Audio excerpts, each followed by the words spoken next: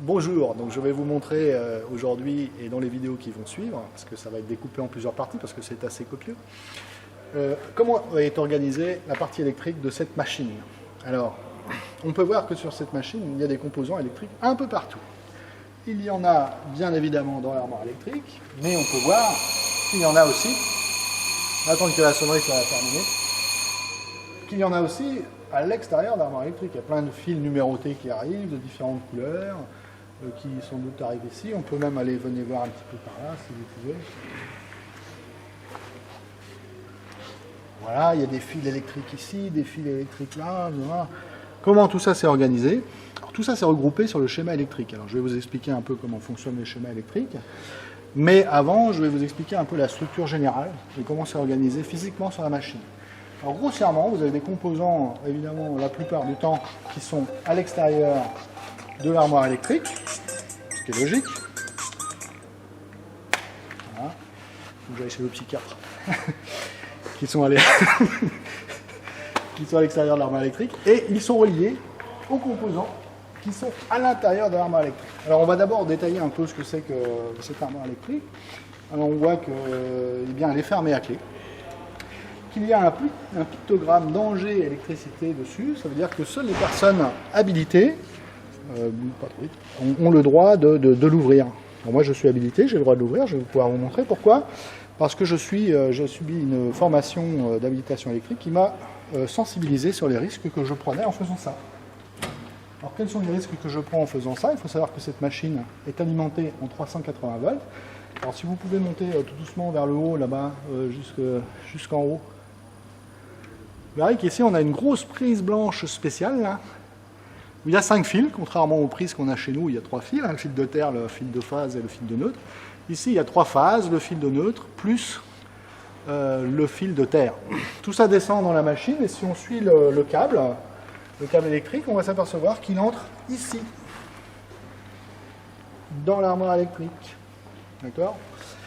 Et il arrive ici sur ce composant qui est là, le sectionneur. Donc je peux éventuellement être en présence d'un courant extrêmement dangereux, puisque si je touchais le 380 volts, je mourrais presque instantanément. Donc il faut que je sois conscient de ces risques. Donc, d'ailleurs tous les fils, ah oui, je vous montrerai après, je vous expliquerai quelque chose. Donc dans cette armoire électrique, il y a des choses que je ne dois pas toucher absolument. Alors, ça, vous apprendrez ça quand vous ferez de l'habilitation, puis même avec vous, on va pouvoir le regarder un petit peu ici. Alors, comment est organisée une armoire électrique? Ça tombe bien que tu sois là, parce que tu me diras si je dis une bêtise. Tu en as déjà dit quelques-unes. Qu'est-ce que j'ai dit comme bêtise? Déjà, déjà c'est pas du 380, c'est du 400 volts. Déjà, bah, chez nous, c'est du 380. Non, c'est du 400. On est en 400. On est en 400 maintenant, d'accord. Voilà. Et en plus, les armoires, ici, il faut d'abord, quand on veut analyser le risque d'une armoire, il faut savoir déjà si le matériel est équipé en IP2X. À partir du moment où le matériel est équipé en IP2X, tu n'as plus aucune raison de prendre un coup de jus quand tu y mets les mains dans l'armoire. Absolument, absolument. Alors comment savoir si elle est IP2X cette armoire? Il faut observer le matériel. Notamment ici, on peut observer qu'il y a... Est-ce que tu peux nous rappeler ce que ça veut dire IP2X? C'est l'indice de protection. Alors par exemple, ça veut dire quoi en l'occurrence? IP2X? Ouais, ça veut dire quoi? Alors je ne sais plus ça en tête exactement, mais c'est l'indice qui permet en fait... d'éviter de mettre au moins un doigt voilà. Sur une vis. En fait, IP2X, voilà. Ça veut dire qu'il n'y a aucun objet de plus de 12 mm qui est susceptible d'entrer en contact avec une partie sous tension. En fait, ça, voilà. Et ça correspond au diamètre d'un doigt. C'est-à-dire que moi, si je ferme les yeux et que je touche n'importe où, ben, j'ai aucun risque de toucher un conducteur électrique. Alors, par contre, ici, on voit que le matériel ici n'est pas IP2X, celui-ci. Parce qu'on peut toucher les petites résistances qui sont là. D'accord. Ici, voilà. Et que celui-ci ne l'est pas non plus. Pourtant, oui, on peut dire, non, mais tu as une partie métallique ici. Oui, mais elle est reliée à la Terre. Oui, même si elle est reliée à la Terre, mais à partir du moment où c'est une partie métallique, même reliée à la Terre, ça n'est pas considéré comme IP2X. Eh bien, très bien. Donc cette armoire n'est pas IP2X. Par conséquent, quelles sont les précautions qu'on doit prendre quand on l'ouvre? Eh bien, si on a des mesures à faire, on doit utiliser les équipements de protection individuelle. Ouais, en l'occurrence, il s'agit de gants, casque, d'un tapis pour le sol. Tapis ou tabouret, voilà. Et on n'a normalement pas le droit de... Si j'ai pas de gants, j'ai pas le droit de m'approcher à moins de... 30 cm de pièces nues sous tension. De pièces nues sous tension. Alors là, je précise quand même, pour la vidéo, on a coupé l'électricité. Hein.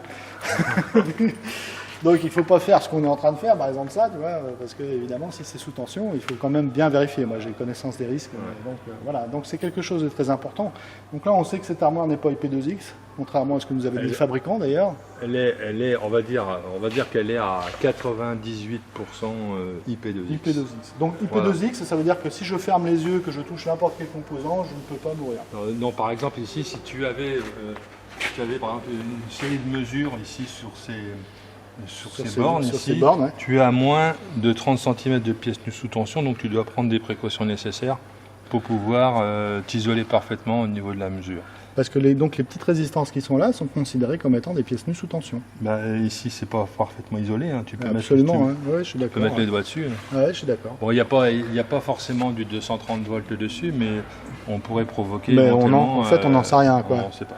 On sait pas. A priori, comme ça. A priori, on ne sait pas. Première vue, comme ça. Bon, moi, je sais, mais schémas pour savoir. Effectivement, regardez les schémas. Donc, le but, justement, c'était d'expliquer un peu comment c'était organisé, puis après de voir le schéma électrique, justement. Donc qu'est-ce qu'on peut voir, qu'est-ce qu'il y a d'autre à savoir sur une armoire électrique, les trucs généraux, je crois qu'il fallait 30% d'espace quand on fait une armoire électrique. Apparemment elle est bourrée à craquer, donc... ça c'est pas normal qu'on nous livre une machine avec... On ne peut pas rajouter de départ supplémentaire. On ne peut pas rajouter de composants. Normalement quand on livre il y a un coefficient de foisonnement qui doit être de 0,8 normalement, donc on doit laisser à peu près 20% de place libre. 20% de place libre pour éventuellement ajouter du matériel. Alors, ce qu'on peut voir déjà, c'est qu'il y a des fils de différentes couleurs. On voit que les composants sont quand même parfaitement organisés. Ils sont fixés sur des rails au fond, sur une grille. Tous les fils ont différentes couleurs. On va voir que les couleurs, c'est important. Ça peut donner une indication sur la tension qui circule dedans, normalement. Hein. On voit que les fils aussi disparaissent dans des goulottes. Hein, c'est surtout pour des raisons esthétiques. Hein, parce que, pour les ranger. Pour les ranger, voilà. On peut enlever les goulottes si jamais... Par exemple, on voulait suivre un fil, on pourrait l'enlever. Vous voyez que les fils sont mis un peu n'importe comment dans la goulotte. Enfin, ils ne sont pas mis n'importe comment, mais en tout cas, ils sont rangés. Hein, ça donne un peu plus de visibilité et d'accès, puis on ne risque pas de se mélanger les tâches quand on fait des mesures électriques. Qu'est-ce qu'on voit d'autre dans cette armoire électrique? Un endroit extrêmement important. Vous voyez qu'ici, il y a ce qu'on appelle un bornier. Il y a plein de fils qui arrivent par le dessus et plein de fils qui partent par le dessous. Tous les fils sont numérotés. Hein, vous verrez quand on étudiera le schéma électrique qu'on va retrouver ces numéros. Hein, et on va retrouver aussi le bornier. En fait, ça c'est en fait les fils qui sont sur le dessus sont reliés aux composants qui sont dans l'armoire électrique et les fils qui sont sur le dessous sont reliés aux composants qui sont à l'extérieur des machines. Et vous voyez qu'en fait tous ces fils sont reliés en faisceau et vont sortir de l'armoire électrique, sans doute par l'arrière, hein, parce que là on ne voit pas bien. Et donc ils sont regroupés à cet endroit, ce qui fait que le fabricant de la machine peut très bien faire sous-traiter son armoire électrique. Donc tous les composants vont être rebranchés déjà chez celui qui va câbler l'armoire. Par contre, quand on installera l'armoire, on pourra relier ensuite tous les autres composants ici à cet endroit. C'est un endroit extrêmement intéressant pour la maintenance, puisque tous les fils sont reliés au bornier. Donc si on veut faire des tests de tension, par exemple, si on veut faire un diagnostic de machine, à l'aide du plan, il est très facile de décider à quel endroit je vais faire mes mesures pour trouver la panne. Généralement, on fait ça sur le bornier. Enfin, pas uniquement, bien sûr, mais c'est un endroit qui facilite la chose. Est-ce que j'ai oublié des choses sur l'armoire électrique? Non, globalement, non. Non, ça va ouais. J'ai mon examen ouais. Un petit peu. Alors, on peut quand même regarder quelque chose d'important aussi ici, c'est qu'il y a un joint qui étanchéifie d'une certaine manière l'armoire à l'eau. L'eau, la poussière, tout. L'eau, la poussière, tout. Et il y a un indice de protection électrique, donc on a vu celle-ci n'est pas IP2, peut-être IP, je ne sais pas quoi, IP0. Au niveau de l'armoire? Ouais. Celle-là, elle est au moins IP40. Hein. Au moins IP40? Ouais.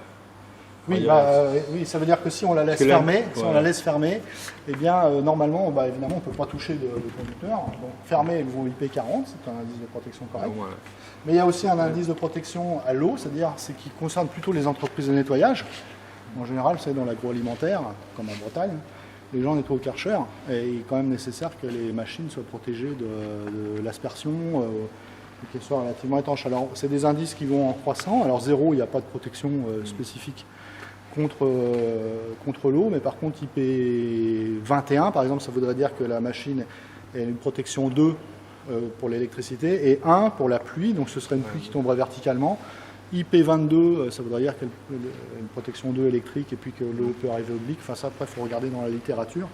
Et si c'est IP26, eh bien, je crois qu'on peut même immerger la machine. Non, non, non. Il faut aller au moins jusqu'à IP50, 55. Jusqu'à IP55, donc c'est Ouais, l'indice 5. 55, Oui, c'est ça, ouais, c'est ça. l'indice Donc c'est 5. l'indice 5. Donc on peut immerger carrément le moteur. Mais ça, c'est à vérifier puisque j'en suis pas sûr. Il faut regarder les petits tableaux. Il faut regarder les petits tableaux. Voilà. Eh bien, je vous remercie de votre attention.